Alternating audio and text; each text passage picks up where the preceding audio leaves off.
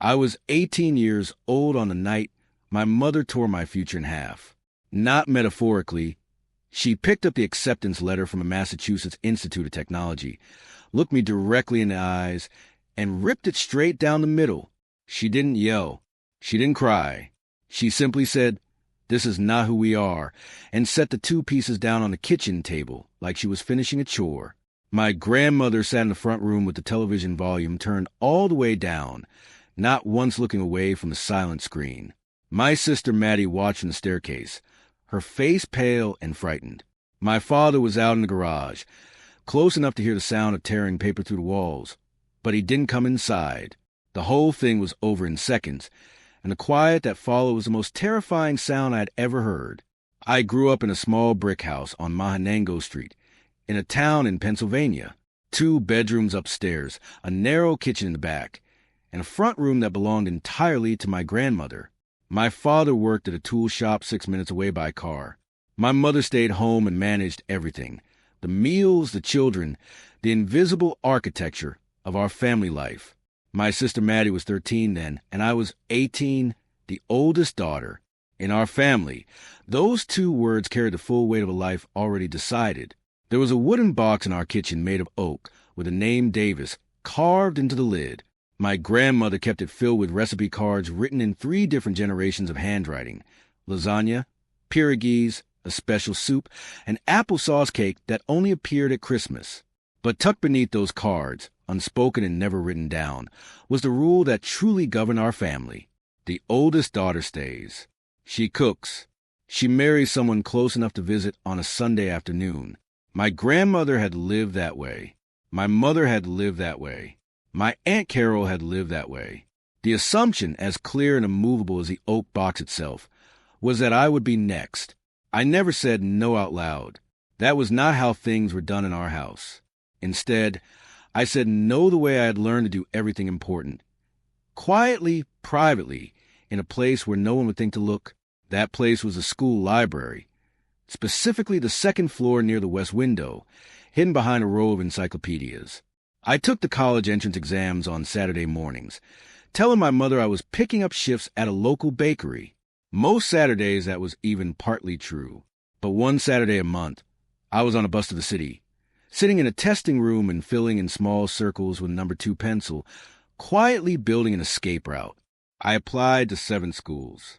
MIT was one of them, the one I told myself I applied to just to see if I could get in. The others I knew I couldn't afford without help. I had no real plan beyond the applications themselves. I had not fully let myself imagine what happened after. The letter arrived on a Thursday in March. I saw it from half a block away, the corner of a thick envelope with red letters printed on it, peeking out from our mailbox. Thick envelopes meant yes. I got to it before my mother's 4 o'clock mail check, hid it under my coat, and ran upstairs. I locked the bathroom door and sat on the edge of the tub with my hands shaking. The letter was 3 pages long. It said congratulations. It said full scholarship. It said room and board included. I read the first paragraph 11 times. I sat in that bathroom for 14 minutes without moving, crying without making a sound. My plan, in that moment, collapsed entirely. I had told myself I would say no, that I just needed to know I was good enough. But this letter wasn't asking me for money I didn't have. It was handing me a door I hadn't known could open all the way. I folded the letter carefully, slid it under the bath mat, went downstairs, and sat through dinner with my face arranged into something ordinary. My mother said I looked pale. I told her I had a headache. By Friday, I had already started imagining a different life. I wasn't fast enough. When I came home from school, my mother was at the kitchen table folding laundry.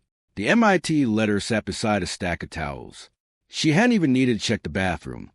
She had simply found it under the mat, because in our house, as she reminded me, nothing was truly private. She didn't raise her voice. She told me she knew about the tests, knew about the applications, knew I had done all of it without asking. I tried to tell her about the scholarship, about the numbers that I'd worked out in my head 100 times. She picked up the letter before I finished speaking and tore it slowly, deliberately, down the middle. "This is not who we are," she said, and placed the pieces on the table. That evening my Aunt Carol arrived, And the three women, my grandmother, my mother, and my aunt, sat around a table with a torn letter still lying there between the salt shaker and the fruit bowl. My grandmother said what she always said, "The oldest daughter stays." My aunt agreed. I tried to speak about engineering, about what I could build, about what the letter meant, but no one in that room was listening. They had decided this years before I was born. My mother said Maddie needed me. My grandmother repeated her line like a prayer. My father stayed in the garage all night. I went to my room and lay in the dark, not sleeping. Around 2 a.m, when the house had finally gone completely still, I went back downstairs.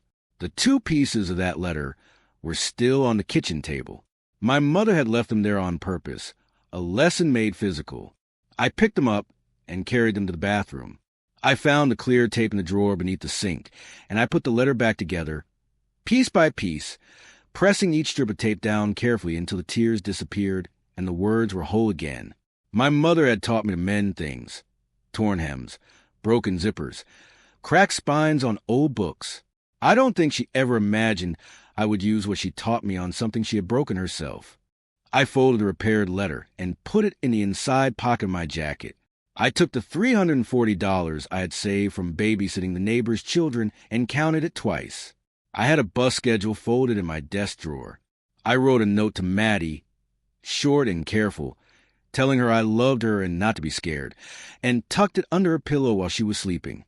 Then I carried my bag down the stairs, stepping over the 2 steps that creaked.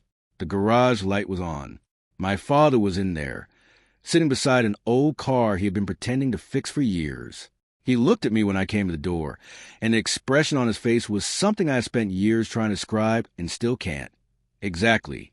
There was grief in it and pride and a kind of tired recognition, like a man who had seen this moment coming for a long time and had quietly prepared for it.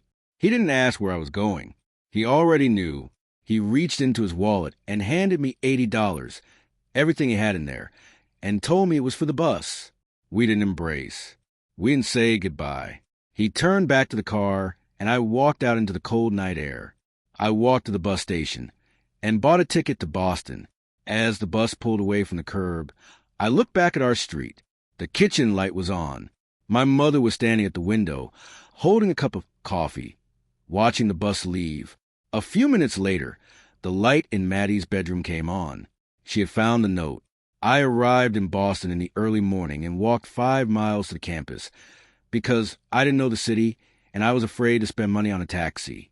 I found the office for first-generation college students and sat outside on a bench until the building opened.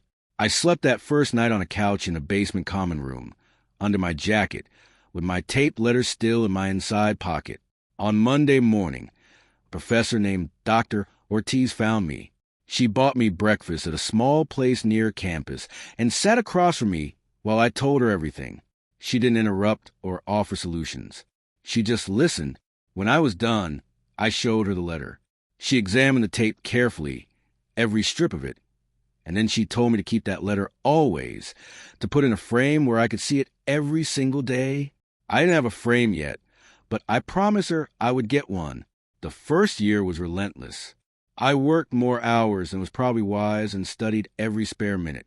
I emailed my mother twice. She never replied. In my second year, an email arrived from Maddie, the first contact from home. She told me that our mother had told people at their church that I had died. It was easier, apparently, to bury me than to explain that I had left. I read that email in my dorm room and sat with it for a long time. I didn't write back. I didn't know what I would have said. A year after that, my father called from a payphone. He told me my grandmother had suffered a small stroke and was asking for me. I told him I couldn't come because of my coursework, which was partly true and partly a shield. I knew that if I went back, the pressure to stay would be enormous, and I was not yet strong enough to walk away twice. In my final year, I moved into a tiny apartment with a classmate named Maya, who had her own version of the same story. A family that wanted her small, a choice that had cost her something real. I bought a cheap black frame from a discount store and finally hung my taped letter above my desk, exactly as Dr. Ortiz had told me to do. When Maya asked about the tape, I gave her the short version. My mom tried to throw it away once. That was enough. I graduated in May. On a warm and bright afternoon, I had sent invitations to my family. Most came back unopened, the envelopes resealed with a different tape. My mother had taken the time to close them back up before returning them. My father didn't reply. My grandmother used her invitation as a coaster. The 3 seats I had saved in the graduation hall were empty, but Dr. Ortiz was there and Maya was there and several of my professors, and they cheered loudly when I crossed the stage. That was my family that afternoon, assembled from choice rather than blood. A few months after graduation, a package arrived from Pennsylvania. Inside was the oak recipe box, the one with Davis carved on the lid. I sat at my kitchen table and went through every card, the lasagna, the pierogies, the applesauce cake, and near the bottom, underneath everything, I found an old envelope with my mother's name on it in handwriting I didn't recognize. Inside was a high school transcript showing she had been one of the top students in her class. And beneath that, worn soft with the folds from years of handling, was an acceptance letter to a nursing program. It had been torn in half and then carefully taped back together. My mother had done this before me. Someone, her mother, almost certainly, had torn her letter too, had told her this is not who we are, had made her stay, and she had taped her letter back together and kept it for over 30 years in the bottom of a recipe box. She had lived with that taped letter her whole life, and when it came time, she had done to me exactly what had been done to her. I understood something then that I had been circling for years without being able to name it. My mother's anger wasn't really about me.